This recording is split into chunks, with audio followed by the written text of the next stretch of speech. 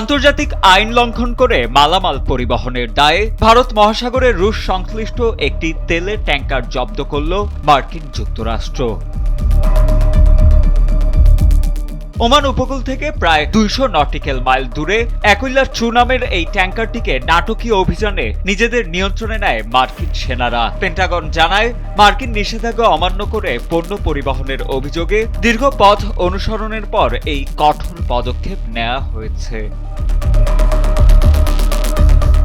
পেন্টাগনের প্রকাশিত ভিডিও ফুটেজে দেখা যায়, মাঝ সমুদ্রে চলন্ত জাহাজটিতে হেলিকপ্টার থেকে রশি বেয়ে দ্রুত নেমে আসেন মার্কিন বিশেষ বাহিনীর সদস্যরা। ক্যারিবীয় অঞ্চল থেকে শুরু করে ভারত মহাসাগর পর্যন্ত দীর্ঘ পথ জাহাজটিকে ধাওয়া বা ট্র্যাক অ্যান্ড হান্ট করেন তারা।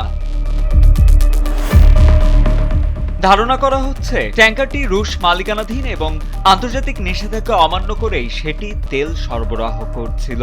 তবে এ বিষয়ে এখনো পর্যন্ত মস্কোর আনুষ্ঠানিক কোনো প্রতিক্রিয়া পাওয়া যায়নি। গেল কয়েক সপ্তাহে এ নিয়ে মোট 3টি জাহাজ জব্দ করল যুক্তরাষ্ট্র। আন্তর্জাতিক জলসীমায় মার্কিন বাহিনীর এমন মারমুখী অবস্থান বৈশ্বিক রাজনীতিতে নতুন করে উত্তেজনা বাড়াচ্ছে। সাজিদ আনিল, ডেস্ক রিপোর্ট, সময়ের আলো।